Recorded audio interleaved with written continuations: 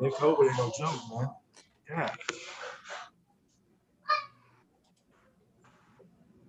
I just got done cutting the yards and stopped like 3 times. I never did that before.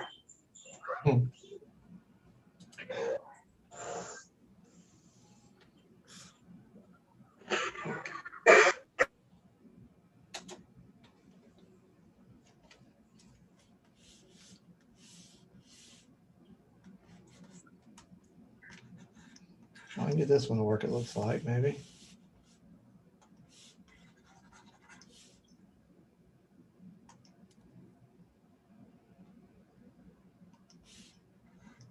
Ooh, that's not good.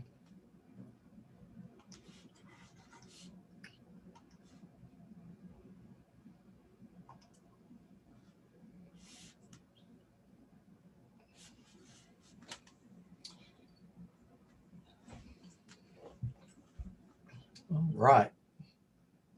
So what y'all got? What y'all know good? What y'all want to know about?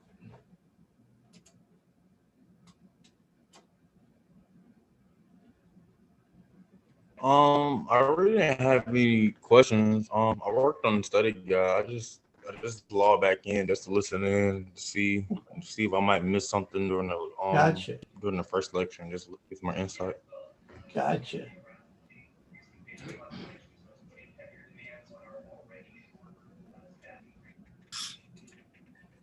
All right, then.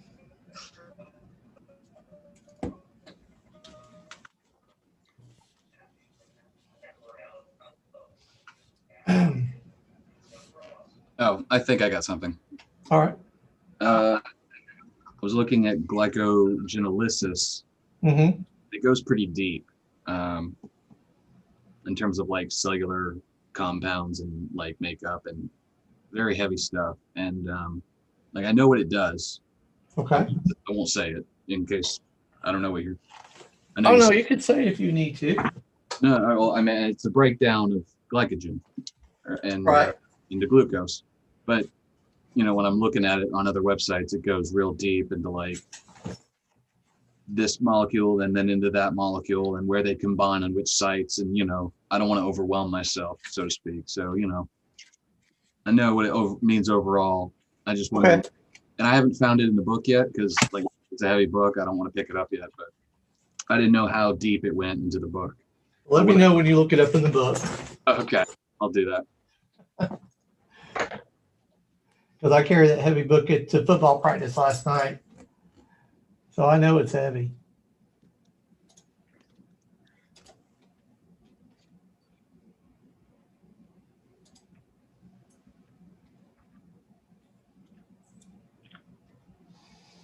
Let's see here. Let's go over maybe some of the questions on the quiz.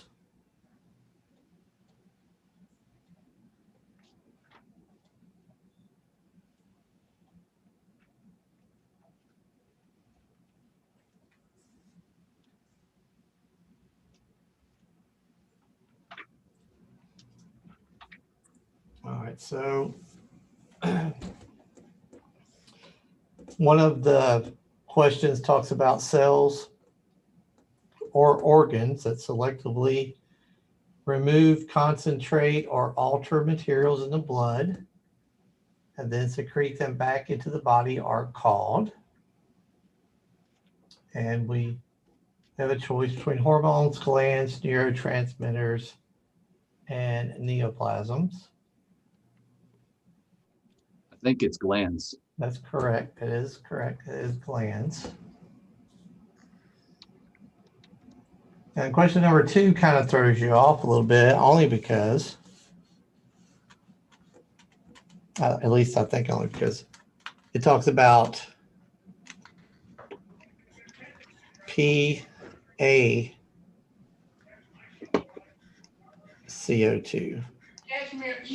And so, but, you know, because we always talk about CO2, but that's what it is. It's the partial pressure of CO2. And it wants to know what happens when PaCO2 of the arterial blood increases. And so it specifically gives you choices to pick from pH So and if you think about it too, it's asking you what happens when the PaCO2 of the arterial blood. And so we know that if we draw it out here,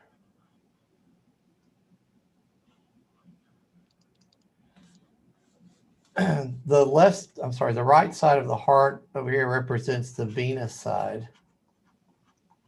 And the right side of, and the left side over here represents the arterial side. That's the reason why in the hospital, to get a blood gas, we don't do venous, we do arterial, because we want to know exactly how much oxygen is in the blood.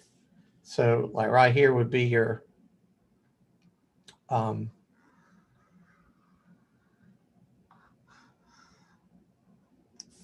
a brain fart. Ooh. Oh, man. Aorta. Golly. Wow. Right. And so the process over here, just kind of erase a little bit of this.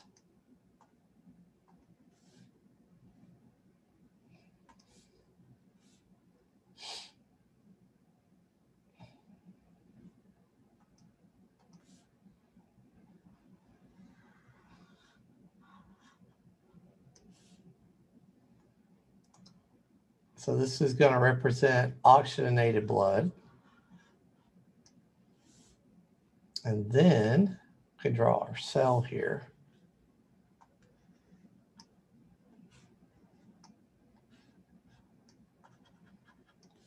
So here's our cell. Let's get a little blue here.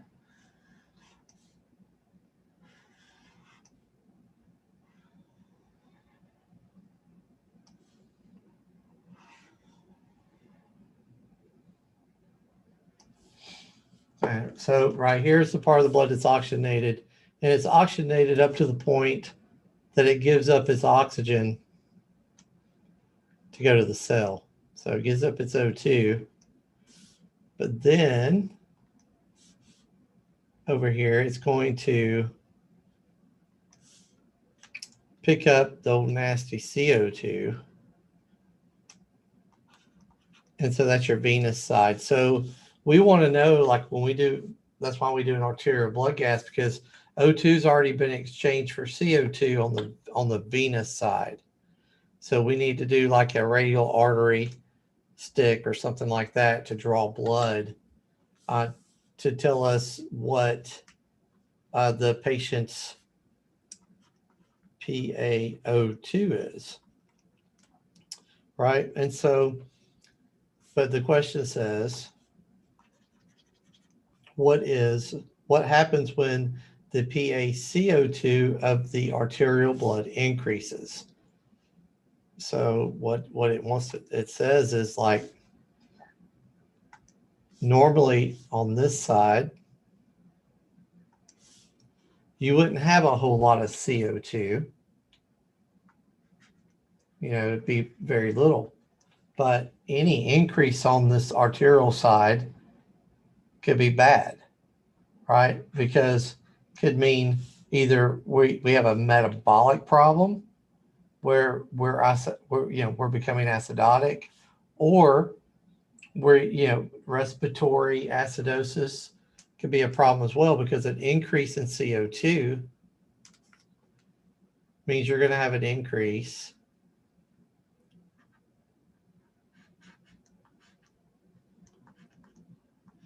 in that hydrogen ion, and meaning you're going to have a decrease in the pH, right? And so that's what, that's kind of what we should be looking for as an answer. So pH decreases and ventilations increase. So that's for first answer we could choose from. That sounds really good, because the body, to compensate for retaining CO2, it wants to increase the respiratory rate as much as it can. It's hard to increase the rate, or it's not hard to increase the rate, but if you're retaining CO2 from an asthma attack, even, it's hard to get it out, but the body's going to attempt to still increase that respiratory rate. Let's see what else to choose for. We could say pH increases and ventilation is decreased. Well, I don't think that's going to work, because, again, let's draw out our pH scale here. So here's our pH scale.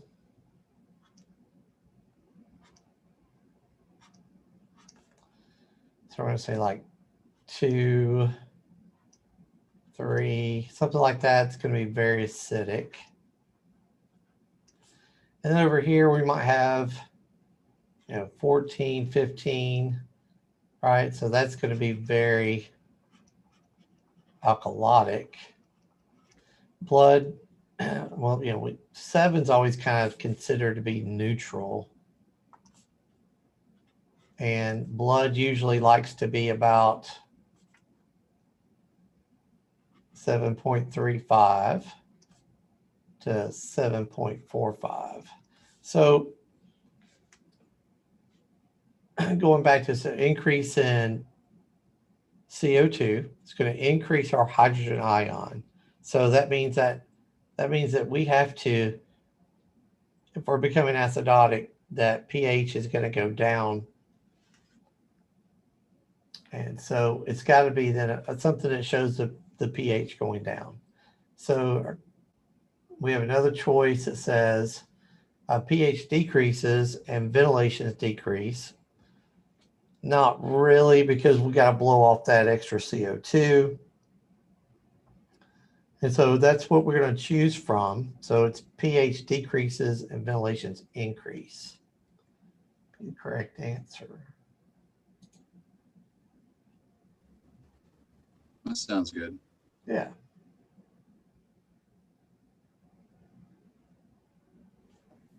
So does the PaCO2 just refer to the respiratory alkalosis and acidosis when you were just saying that? Yeah, so the PaCO2 represents carbon dioxide. And let me show you here.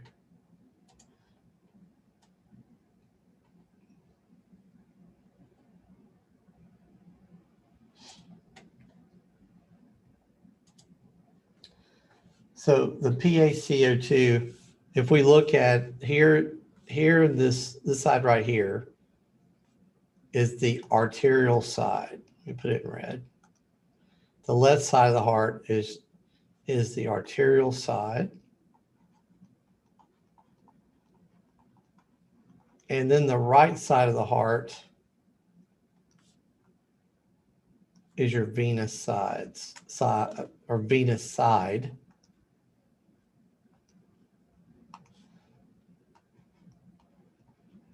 And the reason why there are different colors here, red versus blue, is that this is oxygen-rich blood, because it's just got back from the lungs. It's coming from the left side. And so it's fresh with oxygen, right? Oops. Now, when we talk about PaCO2, what we're talking about is basically carbon dioxide, right? And so and the numbers, it's 35 to 45. And so anything above 45, is high. So anytime we start climbing on CO2, you're always going to have acid. You're always going to have hydrogen ion to represent acid. It's going to climb too. And so in order to remember, when we take a breath in, when we take a breath in, we're drawing in atmospheric air, right? So we're, besides nitrogen and all the other stuff in the air, we're wanting that 21% oxygen, right? And so we're drawing that in.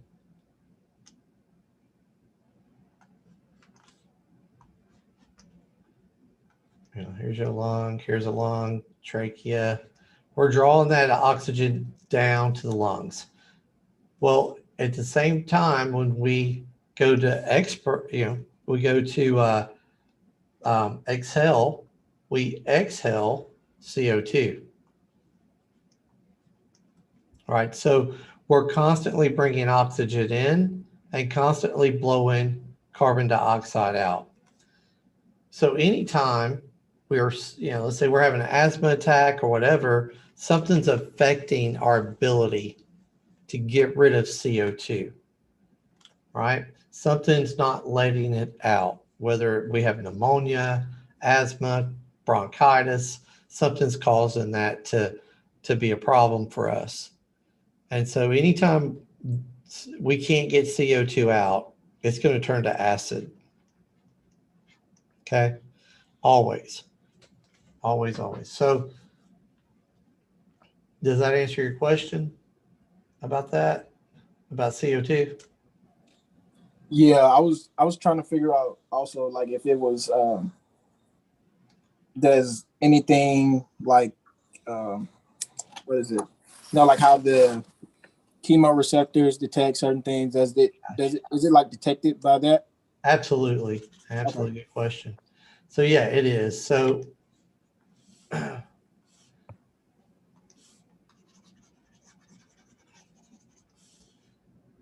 and so those chemoreceptors, all right, so they're located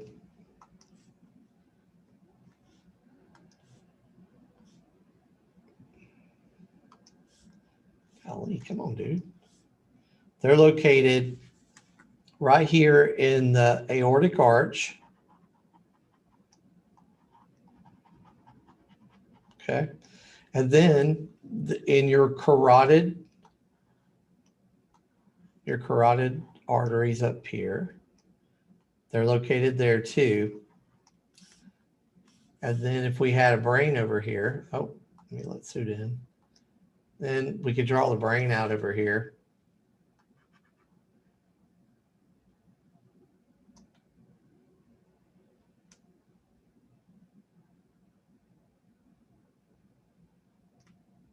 Okay, and so here, down here in the pons section of the brain is the respiratory center. And here is where it's located, is we call it the central chemoreceptors.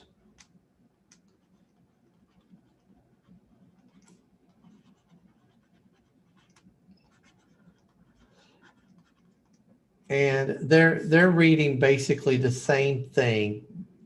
There's a difference here. They read CO2 as well, but they can also read that hydrogen ion.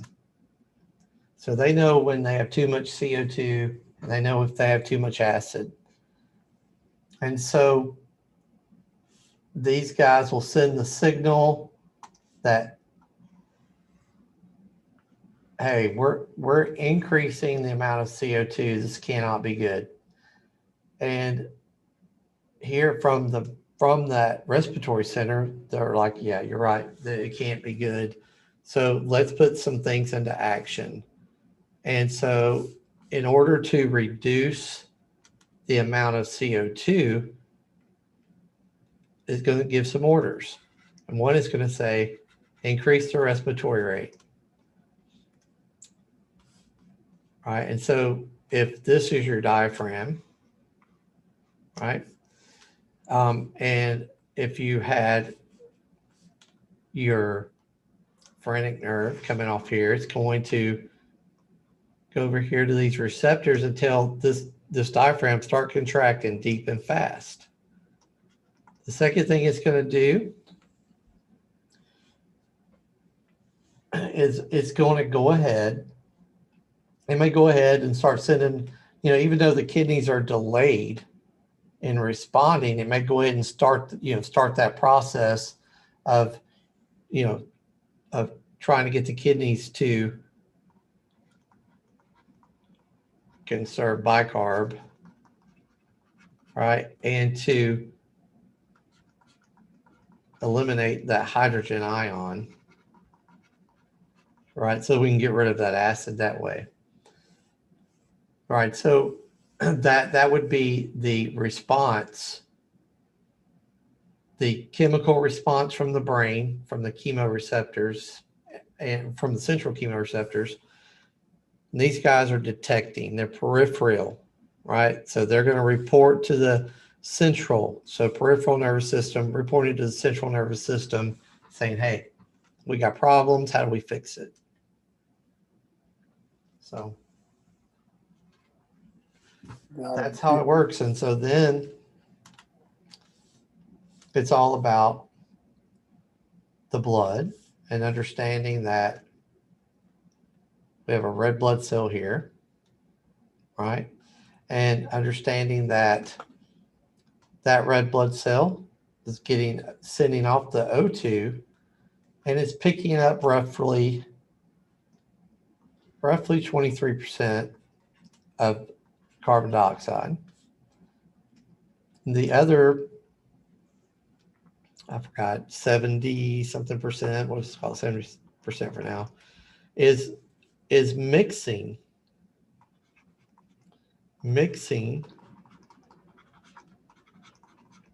with the blood. And this is where your equation will come in, because blood is mostly water. And so then you go, okay, so we're eliminating CO2 by putting it in the red blood cell. This red blood cell, where's it going to go? Well, it's going to travel all the way back up here to the right side of the heart, right? And it's going to eventually end up, out here in the lungs for gas exchange. And so if that red blood cell drops off that CO2 into the alveoli, we're going to breathe it off. All right, well, there's CO2. We're mixing with blood, which is mostly water, plus H2O.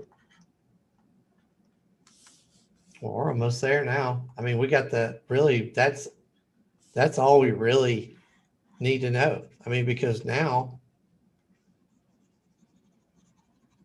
we can make the rest of it work out. So let's get a new color here. So this is going to be called the buffer system, because that's if you add this up, right? You add this up, you have 2 hydrogens, H2, 1 carbon, and 3 oxygens. Well, that makes carbonic acid. Now, even though it's called an acid, it's a weak acid. And so we can lose a hydrogen easily. So it's real easy to lose a hydrogen here. So if we're becoming too acidic,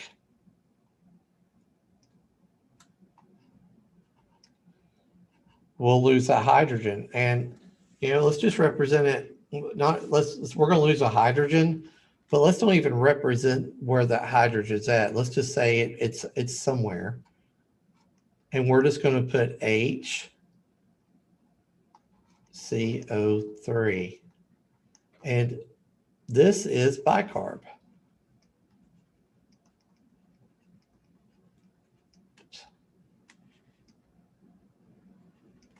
right? So this is what's going to dilute acid. And this right here makes it to where if we have too much bicarb, this dilutes bicarb.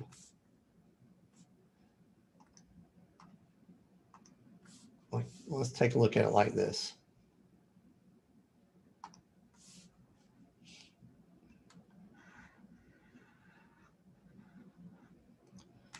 So we have a beaker here.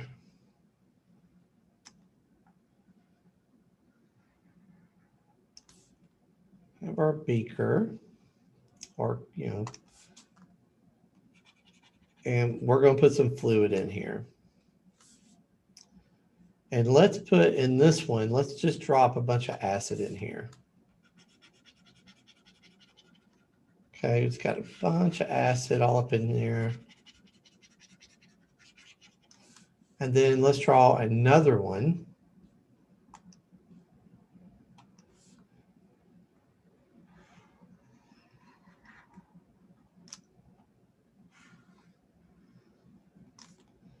And in this one, we're going to put, in this one, we'll put a big base. We'll put a bunch of bicarbonate base in here.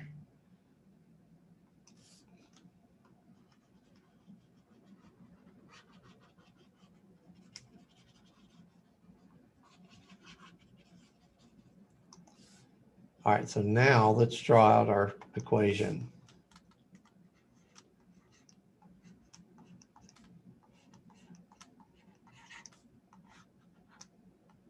So carbon dioxide and water is going to give us acid.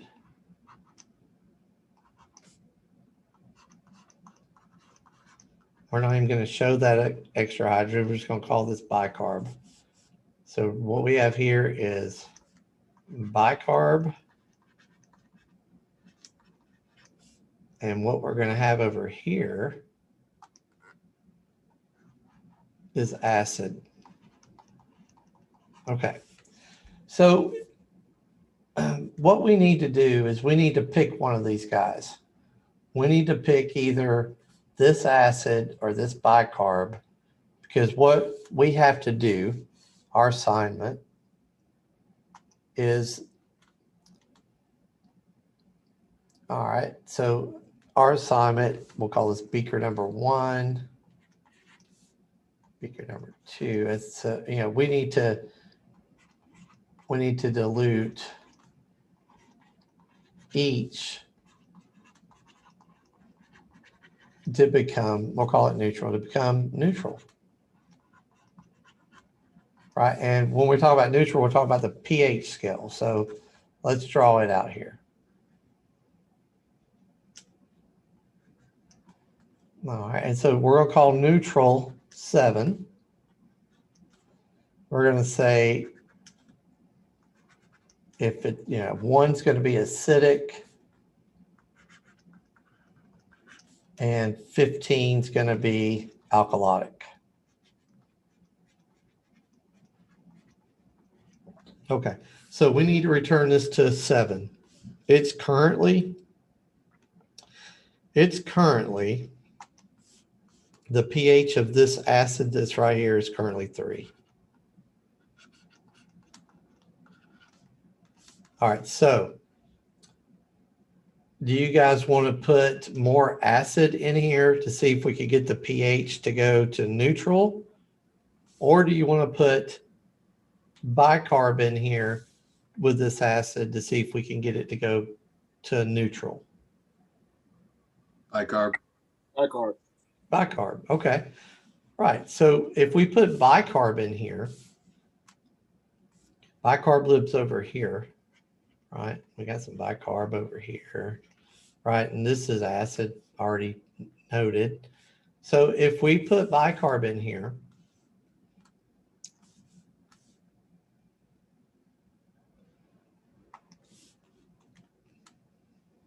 all right, so drop, drop, drop, drop, drop, then it should take this pH up, not down, but up, because our goal is to be at a 7. And so it's definitely going to make this more basy. And that's what we want. Yep. And so now our pH returns to normal. All right, so that's done. The acid over here has been handled. What about this one over here? Its pH is going to be 13. And we need to bring this back to neutral. So do we want to add acid to this base of bicarb, or do we want to add some more bicarb to make it go more neutral? More bicarb. So if we add more bicarb into this, right, it's already very alkalotic. It's going to make our pH level go higher. Remember, our goal is to make this around a 7. Oh, okay. And so right now it's at 13.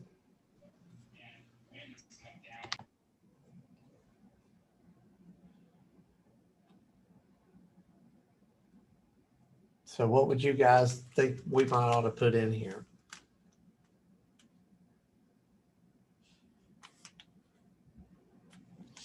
Acid? Yeah, if we drop some acid in here, right? Because the pH is at 13. We got some acid lives down here at 1. Let's add some more acid here.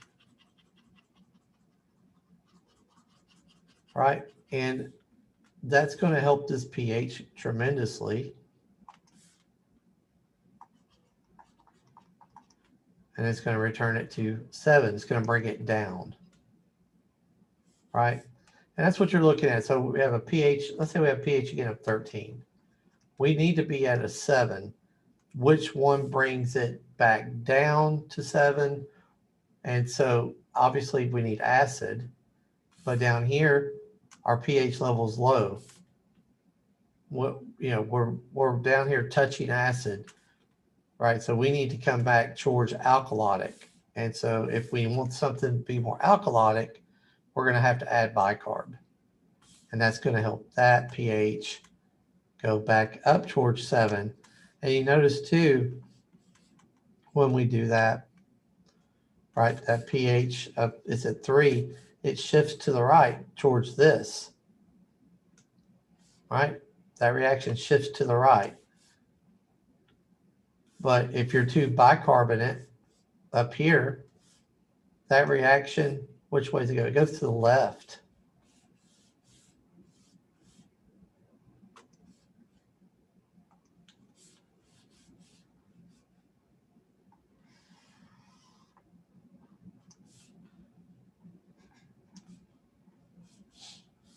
Let's see here.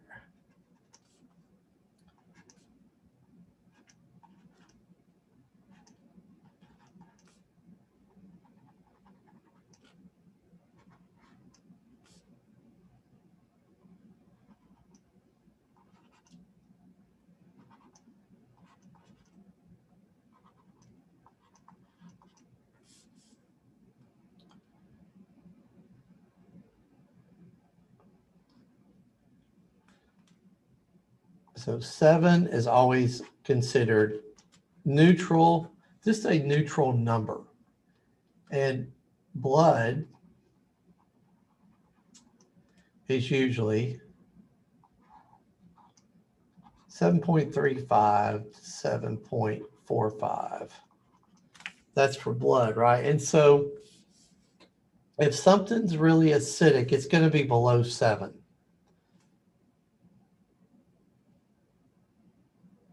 So 5 would be considered acidic. All right, so up here though, if we look at the number 15 up here, this is going to be very, alkalotic. So actually anything above 7 is alkalotic. So 9, alkalotic.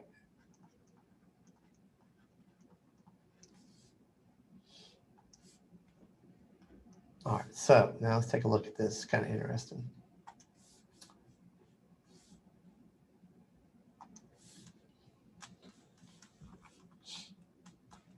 So if you want to make something, if something shows acidic and you want to make it more neutral on the scale, you have to go to the right. Okay. Well, if something's really alkalotic and you want to make it more neutral, well, then you got to go to the left. And where that comes into play is like right here when you have CO2 plus H2O gives us H2CO3.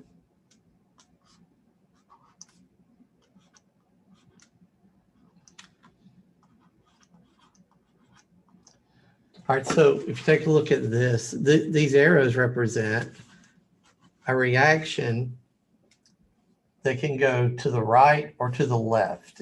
It can go either way.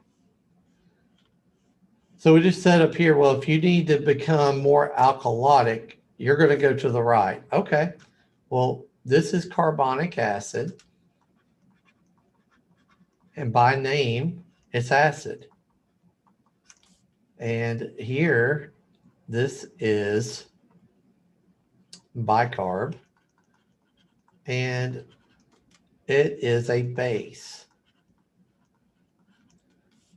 So if I want something to become more basey, I've got to leave carbonic acid and go towards bicarb. Well, if I'm too alkalotic, right, then and I want to return back to something more neutral, I got too much bicarb then I'm going to go back to the left to become more basey. So, and that's what the body's doing continuously. It's going right to left, depending on circumstances. You know, we become a little bit acidotic sometimes just through the day, just from eating, right? I mean, it's not at the point where, you know, we're going to die from it. We're not even going to notice it. But, you know, we have a burger, fries, you know, whatever, get a little acidic. We're living over here. So this is going to become bicarb very quickly. So it's going to shift over here to the right. Well, after it shifts to the right and that acid's reduced, the body goes, you know, I need a little more acid. I'm a little too basey. So it just shifts right back over here to the left, back to carbonic acid. That's what it's doing. And so if we are too acidic,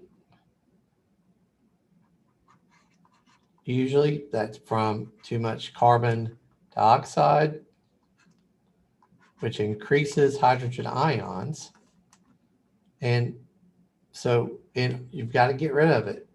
If you keep holding carbon dioxide, you're going to become more acidic.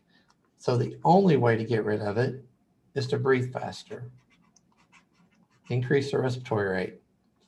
And you may not even, you know, if it's something like I was talking about, something minor, you know, we're breathing 16 times per minute, 16 breaths per minute. Well, maybe we breathe 20 breaths per minute for a little while, and we don't even feel it. And so our body compensates, and now, lo and behold, we've been breathing off a little too much CO2. Now our levels are down. Body did what it was supposed to do. It reduced CO2. And so we're like, okay. Well, in the process, it reduced the hydrogen ion. Okay. And so now we need to become a little more acidic. Well, the only way to do that is to retain CO2. So we're going to hold our breath a little bit and decrease our respiratory rate. So now maybe we go back to breathing 14 times per minute instead of 20. That's pretty much, I mean, it's pretty much the gist of it. And then, you know, we can, then if you, that's the, in its simplest form. Now let's, you know, throw some asthma at it. More bronchial constriction. And when the bronchioles constrict, what's happening? Well, if we took a lung here, right, and you got your bronchioles coming through, alveoli is down here, hanging out, chilling out, doing what they do, right? We got plenty of oxygen that's coming in from the blood cell.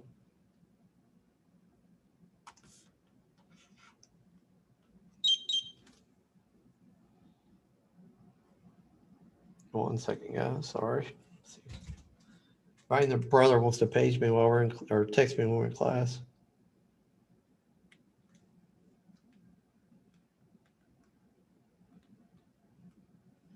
Okay, so, you know, blood cells giving up the O2, doing what it's doing. I'm sorry, CO2.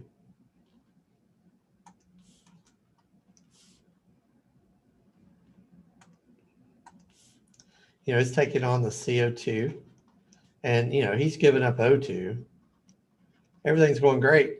Problem is these are becoming constricted. So we can't exhale. We got to, you know, we got to get rid of the CO2 that we just picked up at the alveoli, but we can't get it out. And if we can't get it out, it starts building up. It's going to lead to hydrogen ion, which means acid. And so that's what starts it into play. Now we're becoming acidotic. And, you know, the buffer system's doing what it can to go to bicarb.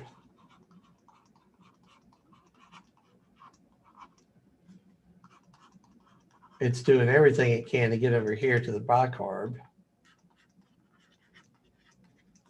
So this represents the lungs and the blood.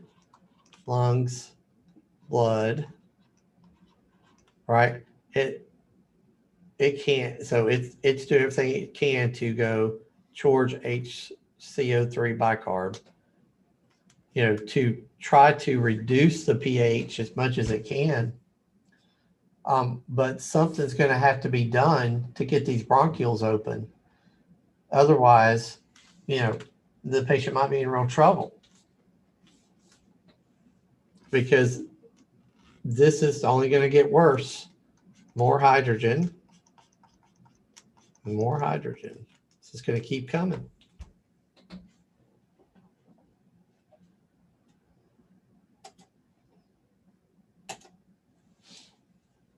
What do you guys think about that? Is that helping?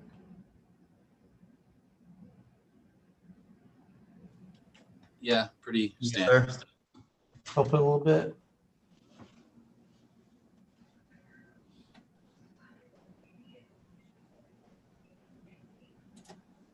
Yeah, I'm good. Sorry? I was saying, yeah, I'm good with that. That was helpful. Okay, good. I just try to remember the basic, you know, the basics that I can always remember is, okay, I breathe out, I'm breathing out CO2. All right, cool. My blood's mostly water. Get me the, once I get this far, I can put these together, right? I could say, okay, hydrogen always comes first, right? So there's two of them. Okay, and then there's a C, and then there's 2 oxygen there, plus 1 is 3. I know that's an acid. I know if I take a hydrogen away, I've got bicarb. And so then it's all about just, okay, what kind of patient do I have? Well, I got one that's breathing fast. Okay, means I'm I'm breathing a lot of CO2 off.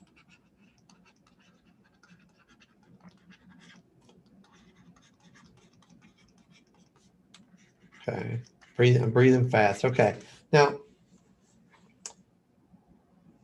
if I'm breathing fast but I'm in respiratory distress, that's a different story. You know, that's a completely different story. I can't breathe and I'm breathing fast. That changes it. But if I'm just breathing fast, I'm breathing a lot of CO2 off. And I just know to associate CO2 with acid. And if I'm associating CO2 with acid, right, and I'm breathing a lot of CO2 off, that means I can't be making that much acid. If I'm breathing slow, I'm not getting a lot of CO2 off. Okay, and so that's got to mean I'm getting more acid.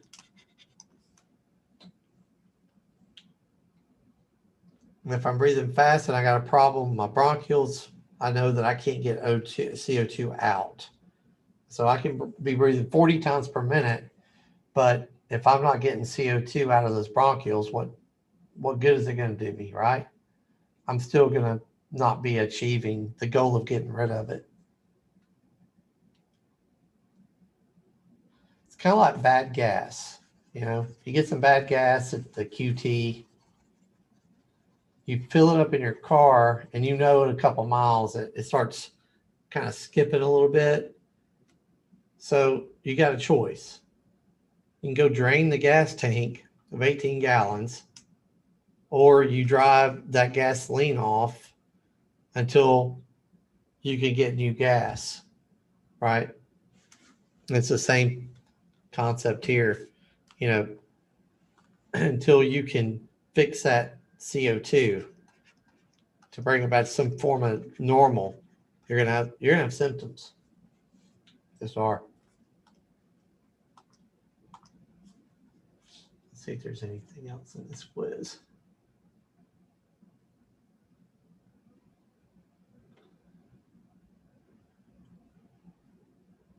You mind if I ask a quick question? No, go ahead, bring it. I was just reviewing one thing and I needed a little bit of explanation. Why does excess glucose cause acidosis? All right. Let's take a look at that. I know it has something to do with the cells dying and then it putters away after that. No, that's good. We can.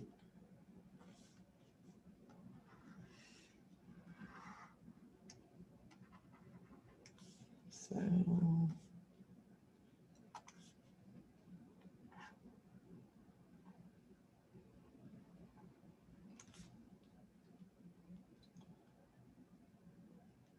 All right, so.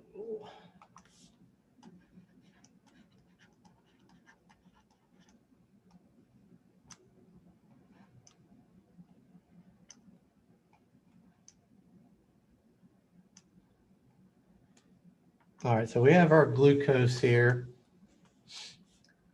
And we've talked about in glycolysis, so you have to have glucose plus oxygen, right? And if these two guys meet up, right, then we're going to get pyruvic acid, right? And then we get to go to the mitochondria, you know, where we're going to get, at the end of the day, something like 32 moles ATP. We're going to get some water, we'll get some heat, and we'll get a little CO2 as waste, right? But this, you know, that's what we're looking for in this process. Well, we also know that like glucose, we know that insulin is the key to let glucose in. So if this glucose happens to not show up, if this insulin happens to not show up, glucose wants to get into the cell, but it can't. it stays out here in this extracellular fluid. That's the reason why if we stick a finger for blood sugar glucose, we can see that it's, 500. And we know that 80 to 120 is the actual normal for that, but 500 is way too much. And so if glucose can't get into the cell, now oxygen that's in here, when glucose comes in, O2 just speeds up this reaction, right? That's what oxygen's job is to do, is to take a reaction that would take forever to come about. But since oxygen's there, it happens really quick. And so since glucose can't get into the cell, this pyruvic acid is going to change over to lactic acid. Now, this lactic acid will start leaking out of the cell. That's what I was missing right there, is I was assuming acidosis was only because of carbonic acid, not any acid. So yeah, that makes sense. Okay. And this would be your perfect example of your metabolic acidosis. Right. Perfect. Thank you. No problem. No problem.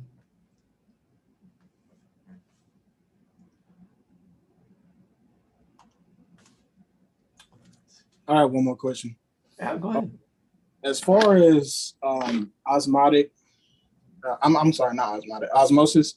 I did see that it said passive, but it was saying that it was going from a lower concentration to a higher. And that's correct. Be considered active if it's going to require energy to go from a lower to a higher? It doesn't, no, and I'll show you why. Let's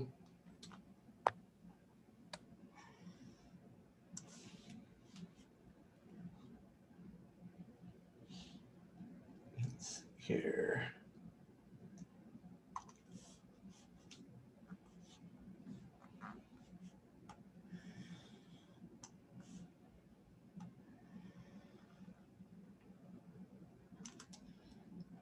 All right, so this is your cell membrane right here. And we'll just go ahead and draw your cell out too.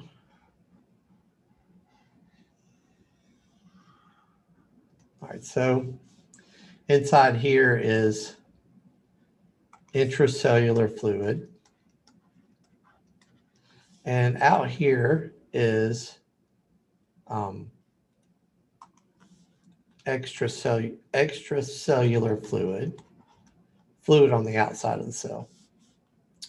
All right, and so what it wants to do is it wants to be even in everything it does, whether it be a potassium is a charged ion, and so let's say you got, I don't know, so you got 8 potassium in there, then you got 8 plus potassium, and then out here, let's say you have something like chloride. Well, chloride is negative, a negative charge, and so it's going to want to have 8 chloride. Oops, 8 chloride out here too, because 8 minus negative 8 is 0, and it wants to be even like that. It always does, no matter what. Well, if let's say we have some sodium chloride out here, and let's just put a number with it. We're going to say, because I think realistically it's 0, but let's just say 2 for now. And so let's say you've got another one that's 4, and another one out here that's 6. So you got 6 out here, right? And let's say for whatever reason in here, inside the cell, let's say you have 2. So you got 2 of these. So what it's going to want to do is it's going to want to flow straight in.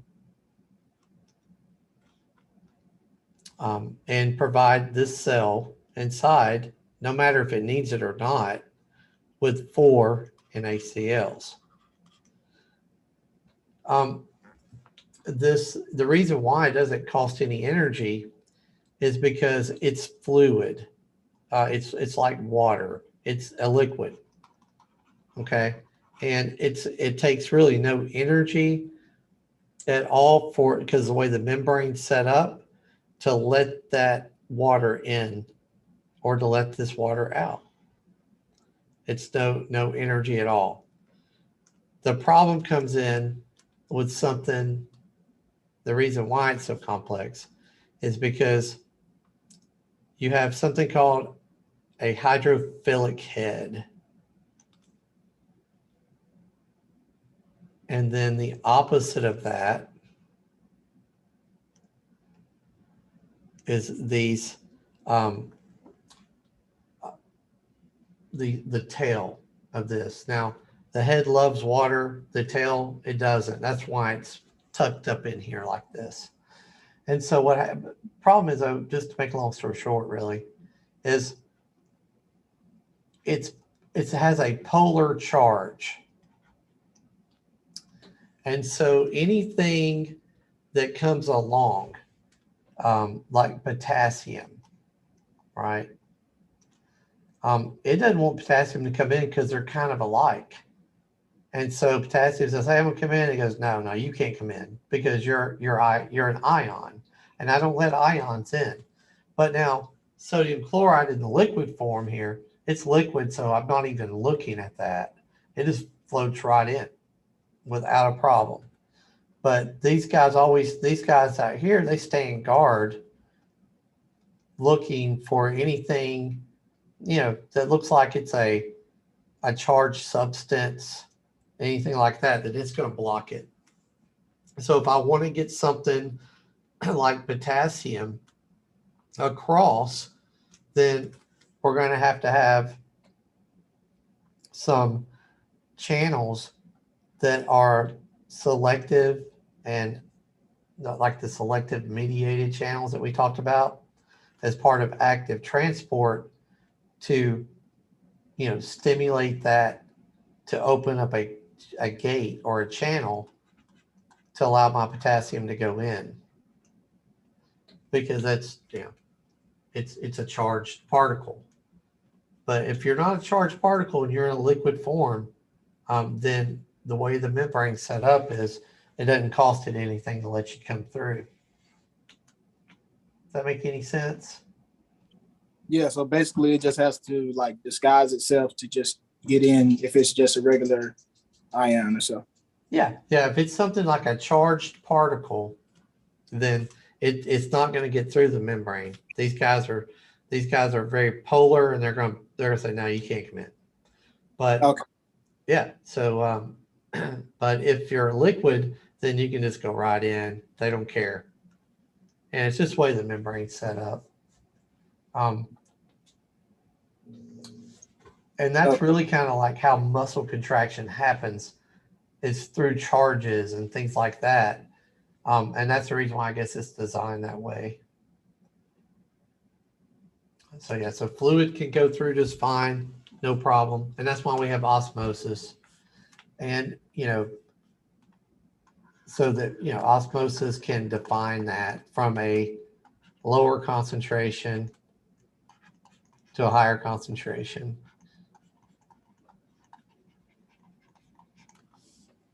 And, or I think I might have said that backwards. Osmosis. Yeah, it said that it was going from a lower to a higher concentration. Yeah, that's right. That's right. That's it. That's correct. Yeah, osmosis is like that. Diffusion's not. Diffusion is sort of like that. Except in diffusion, we can go with a gas.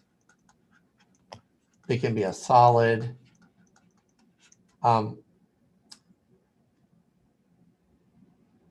Diffusion doesn't have to have a membrane. Like it doesn't for diffusion. Now, osmosis requires that a membrane be present to be able to call it osmosis. But I think really with diffusion and osmosis,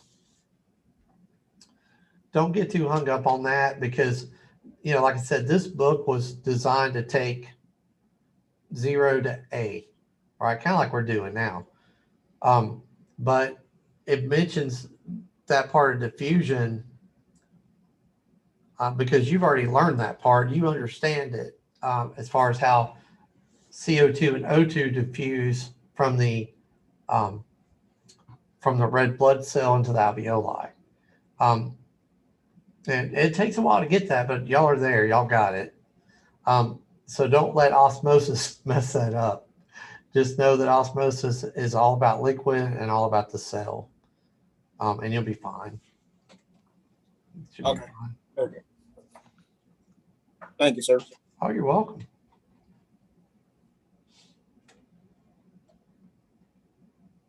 Let's see.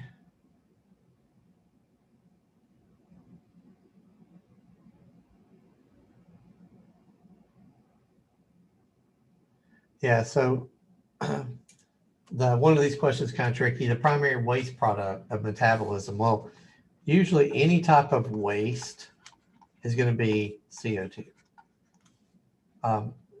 in the body, from chemical reactions inside the body to CO2 waste coming out of the blood cell.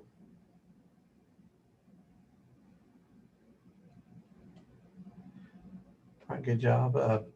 Homeostasis, that's the reason why we have these membranes, is to preserve that. I don't know why I picked anemia for the quiz. I didn't really mean to, but it's no big deal. Let's see.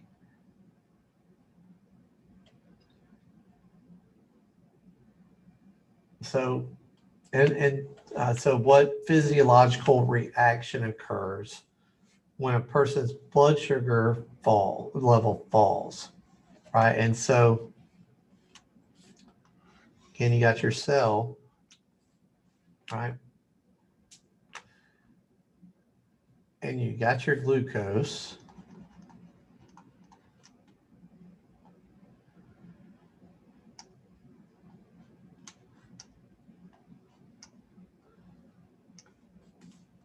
And we got your little receptor here that's designed to receive that insulin. It's an insulin receptor.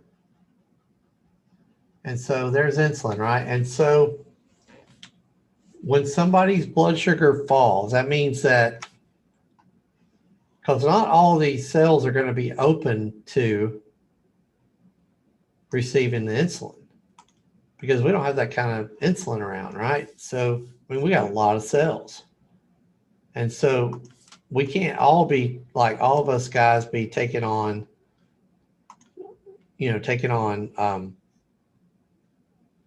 insulin to be getting all this energy, because everybody's sharing that energy, right? So if we do a finger stick, right, we check the fingers and we're looking at the extracellular fluid side, and our blood sugar glucose equals 20,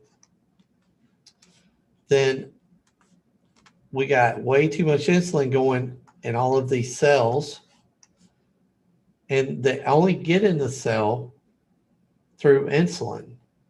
So that would mean that we have an overproduction of insulin. Okay, or the person took too much.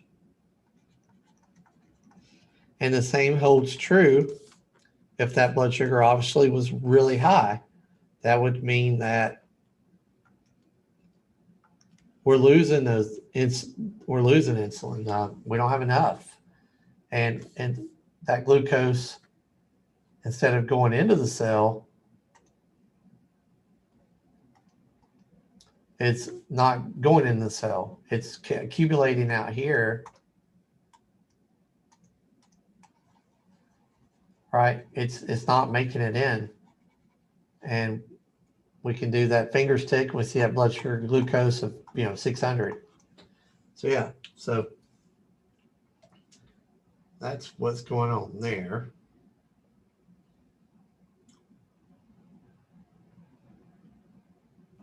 And you said with that can either be dealing with respiratory acidosis or alkalosis. So respiratory acidosis is specific to I meant the other one. metabolic. Yeah. Yeah, that's cool. So yeah, so this is usually right. This diabetes is usually something going on metabolically. You're dealing with something like a metabolic acidosis, right? So something's happening here to cause that. And so don't forget too what a buffer is, right? So we identified that CO2 plus H2O yields H2CO3.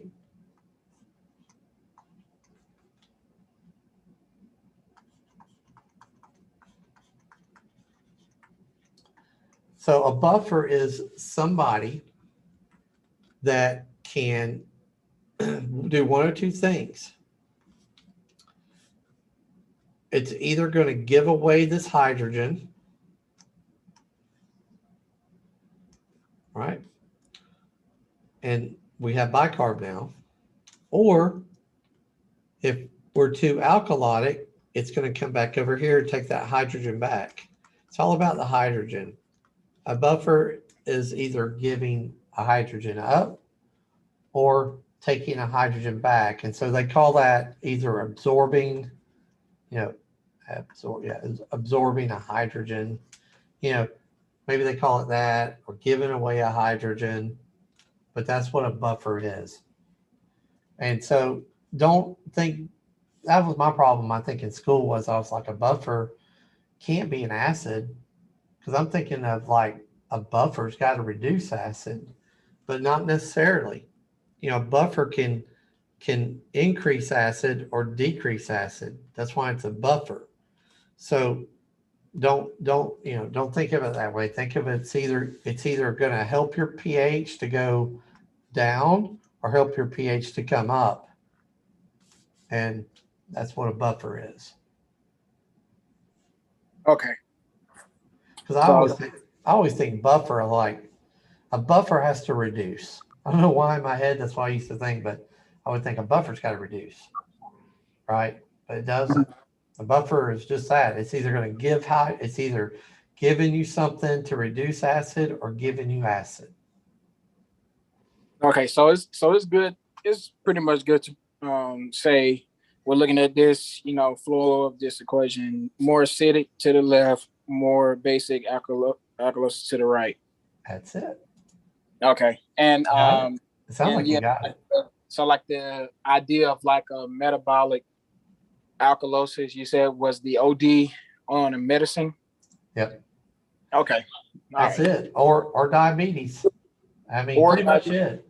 It's got to be something. It's anything besides respiratory. Okay. Is what metabolic is. It's anything besides breathing. Like with an asthma, COPD, strangulation. It's got to be something that causes you not to be able to breathe. That would be respiratory. Anything else is metabolic. Okay, but as far as determining, you said with metabolic acidosis with diabetes, and then the OD as for metabolic alkalosis, being able to define the difference between what would be another example of metabolic alkalosis? Okay. Let me look it up real quick because there's not that many really. But they normally just associate that with OD. Well, medicine. It can be. OD is a good one because it's medicine that's that's causing the problem, you know.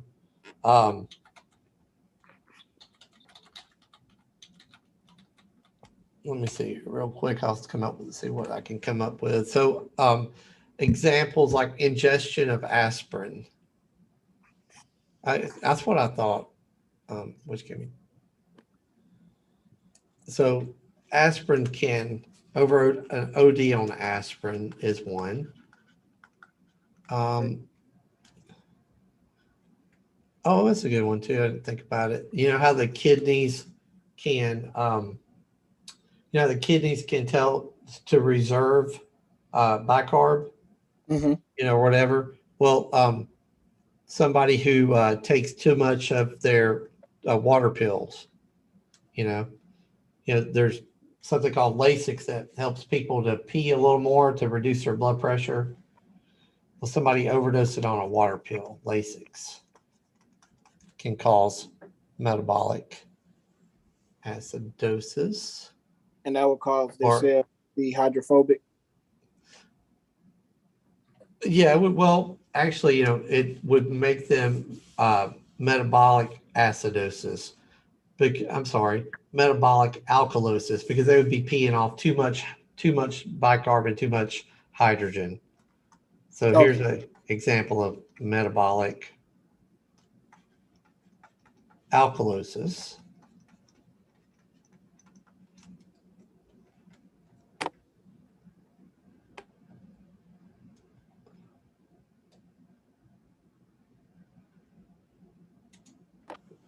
Okay, that works for me. That's one. I'm trying to see if I can find any more real quick.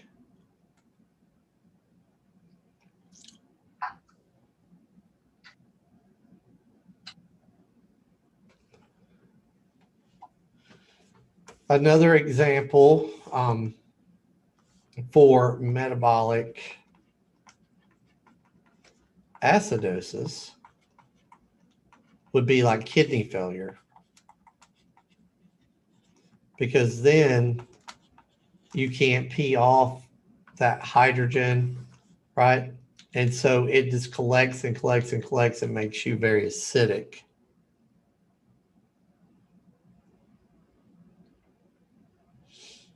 Okay. So that's a couple anyway to go on. Yeah. But the way I look at it when I'm looking at it is like, okay, so I know all my respiratory diseases. So I know that then if I've got somebody who's breathing, whatever, showing signs of acidosis, and it's not respiratory, it's metabolic, right? Yeah. So that's how I've always just kind of looked at it. Okay. All right, well, that's all I had. Okay, man. All right, well, I'm still waiting. I haven't heard anything about this weekend. I text Cap, he texted me back, so he still doesn't know about next week. So, as soon as I find something out, I'll let you guys know. Yeah, I was about to ask where we gonna come in at certain times to take our test or something, or was it gonna be online or? Yeah, I imagine. No, we'll do all the testing online. Okay. So it won't be a problem. All right. I I appreciate you, sir. All right. Have a good weekend. You as well. All right, brother. Take care.